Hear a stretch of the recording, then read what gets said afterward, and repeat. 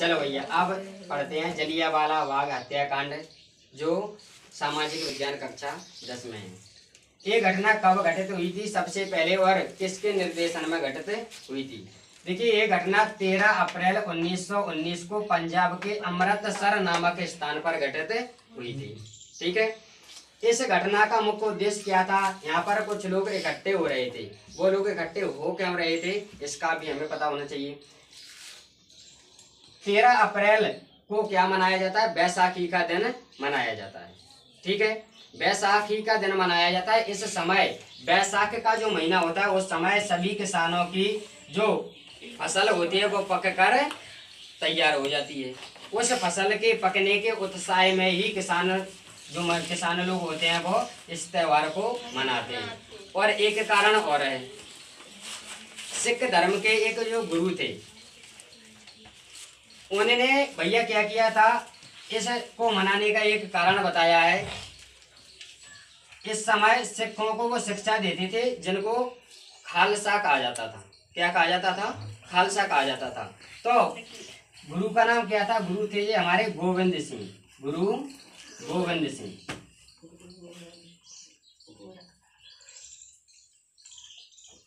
गुरु गोविंद सिंह थे।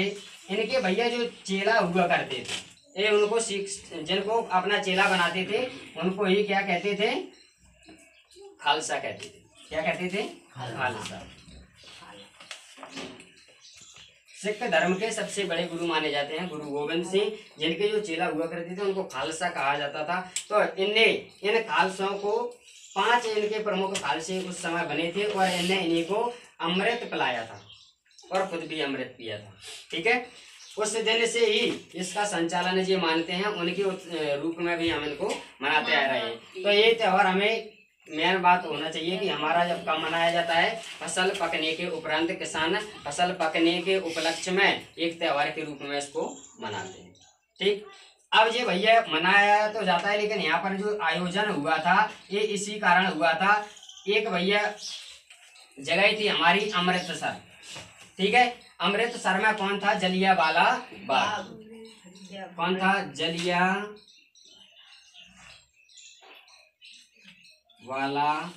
बाग। इस जगह पर एक मीटिंग यानी कि सभा का आयोजन चल रहा था। ठीक है, एक जल्ली नाम का व्यक्ति था। जल्ली नाम का व्यक्ति था। ये भैया जो ना तो कोई ये पार्क था, ये पार्क नहीं था, ये अलग से कोई जगह नहीं थी, ये निजी जमीन थी, एक निजी स्थान था इस व्यक्ति का। जल्ली का एक निजी स्थान था, लेकिन एक बहुत बड़ा पार्क जैसा ही दिखता था। इसके चारों ओर से क्या थी? बाउंड्री थी और बहुत बड़ा मैदान इसके बीच में पड़ा हुआ था। वहां पर क्या है, एक लोगों ने बैसाखी नामक त्योहार को मनाने के लिए, एक उत्साह को मनाने के लिए एक मेला टाइप का आयोजन किया था। ठीक है, उसमें लोगों ने भाग लिया। इसमें भैया भारतीय लोग अधिकांशता थे। क्या थे? सबसे ज्यादा भारतीय लोग ही थे। और भारतीय लोगों के इसमें महिलाएं, बच्चे, बुजुर्ग सभी लोग सम्मिलित हुए, सभी ने भाग लिया। ठीक है, जैसे ही इन लोगों की शांतिपूर्ण सभा चल रही थी और ये बात वहां के जनरल तख्तरबंद को जब ये पता चली तो उसने क्या किया? एकाएक अपनी सेना को गोली चलाने का आदेश दे दिया था। जैसे ही वहां गोली चलाने का आदेश इन्होंने दिया तो सबसे पहले ये लोग वहां पर आए और इन्होंने गोलियां चलाना शुरुआत किया। तो एकदम से वहां क्या हुआ? भगदड़ मच गया। जब एकदम से कोई भैया आक्रमण हो जाए, शांतिपूर्ण जैसे अपनी कक्षा चल रही हो, कहीं कोई आयोजन चल रहा हो और एकदम से कोई आक्रमण होता है तो व्यक्ति अपनी अपनी जान बचाने की कोशिश करते हैं। यहाँ से एकदम भैया भगदड़ मच गया, लेकिन भगदड़ मचने का कोई फायदा नहीं हुआ। क्यों? क्योंकि चारों तरफ से दीवारें थीं और उसमें केवल एक ही दरवाजा था, जहां से आप प्रवेश करके गए हैं वहीं से वापस भी आएंगे। ठीक, लोग भागने की कोशिश करने लगे। वो तो कम से कम 20-20 फुट ऊंची दीवार थी, लोग कूद नहीं सकते थे उसको। जब कूद नहीं सकते थे तो लोगों ने छुपने की कोशिश की। कोई जमीन पर लेट गया, कोई दीवार के किनारे पहुंच गया। तो ये लोगों ने दीवार पर चढ़ने की कोशिश की और वो लोग जो आतंकी थे दीवार पर भी चढ़ गए। अब कहाँ से बचेंगे? धड़ाधड़ गोलियां चलती जा रही हैं, लोग मरते जा रहे हैं। बहुत भयंकर, बच्चे मर गए और महिलाएं मरी, बूढ़े बुजुर्ग सभी मरे हैं। लेकिन फिर धीरे धीरे क्या हुआ, इन लोगों ने जब बचने की कोशिश की, लेकिन अब क्या उन्हें एक डर और हो सकता था, उन लोगों को भी डर था कि इतनी बड़ी संख्या में लोग यहाँ पर, हजारों की संख्या में जब लोग इकट्ठे हैं तो हो सकता है पॉसिबल भी नहीं है इतनी जल्दी मारना सभी को। जब सभी को जल्दी नहीं मार पाएंगे, कुछ लोग दरवाजे से यदि बाहर निकल आए तो उनके ऊपर पथराव भी हो सकता है कि नहीं, कोई पत्थरबाजी कर सकता है। पत्थरबाजी से बचने के लिए ये लोग गाड़ियों में बैठ के गोली चला रहे थे जो बाहर थे। कुछ लोग वहां पहुंच चुके थे जो उन पर गोलियां चला रहे थे, लेकिन कुछ बाहर भी देख रहे थे कि जो बाहर निकलेंगे उनको भी नहीं छोड़ेंगे। तो इनके पास ऐसी ऐसी गाड़ियां थी जिन पर पत्थरों का भी कोई असर नहीं हो सकता, इतनी मजबूत इनके पास गाड़ियां थी। अब ये गाड़ियों में से ही गोलियां चला रहे थे। ठीक है, चलाते चलाते बहुत भयंकर दर्दनाक घटना थी, जो हम कहें उस समय की सबसे बड़ी घटना थी, भारत में सबसे दर्दनाक घटना थी। ठीक है, लेकिन ऐसी घटना नहीं होनी चाहिए थी। क्यों? उस समय भैया अंग्रेजों का क्या चल रहा था, शासन चल रहा था। ठीक है, और हिंदुओं की जब सभा हो रही थी तो ये बात उन्हें बड़ी क्या कर रही थी, चुभ रही थी। ठीक, गांधी जी भी इस सभा में शामिल थे और उन्हें क्या है कि आंदोलन के रूप में जब इन्हें बनाना चाहते थे इस घटना को, वो चाहते थे कि लोगों को सजेशन या सलाहें दी जाए, हिंदुत्व को इकट्ठा किया जाए। ठीक है, जब जनरल डायर ने आक्रमण करवा दिया सभा का, भैया क्या है, दुर्दशा बन गई सभा की सभी जो सभा थी वो पूरी की पूरी बिखर चुकी थी इस समय। अब इसमें क्वेश्चन में जो क्या आता है, क्वेश्चन में ये या तो ओटी में पूछ सकता है भैया कि ये घटना कब घटित हुई, तो 13 अप्रैल 1919 हमें बताना है, पूछा जाता है ऐसा। कहाँ घटित हुई थी? पंजाब अमृतसर में घटित हुई थी।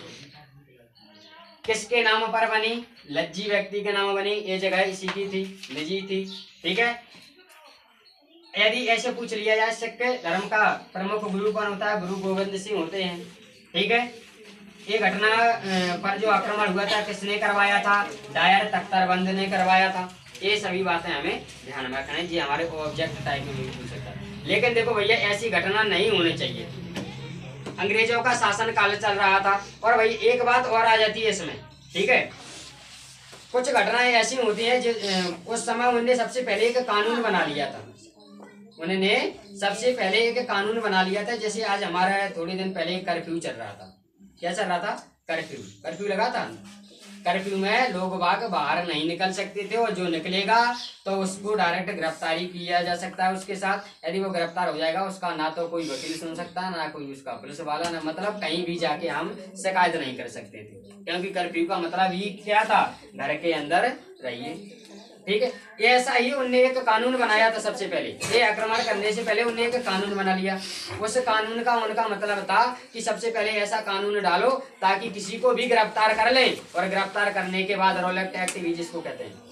तो इस कानून के बाद क्या है, व्यक्ति ना तो कहीं अपने वकील कर सकता है, इसका प्रमुख उद्देश्य था, ना कहीं शिकायत कर सकता है, ना वकील कर सकता है, किसी भी प्रकार का कोई उपाय नहीं है। आसानी से उस व्यक्ति को कम से कम 2 साल तक वो सजा कटवा सकते हैं। ठीक है, एक चल रहा था। तो ऐसा घिनौना काम होगा, ऐसा घिनौना काम नहीं होना चाहिए था। ऐसा लोगों ने कुछ अपील की कि या तो सरकार को माफी मांग लेनी चाहिए ऐसे कार्य के लिए, या फिर डायर तख्तारबंद को कड़ी से कड़ी सजा मिलनी चाहिए। ठीक है, ये था पूरा का पूरा हमारा टॉपिक।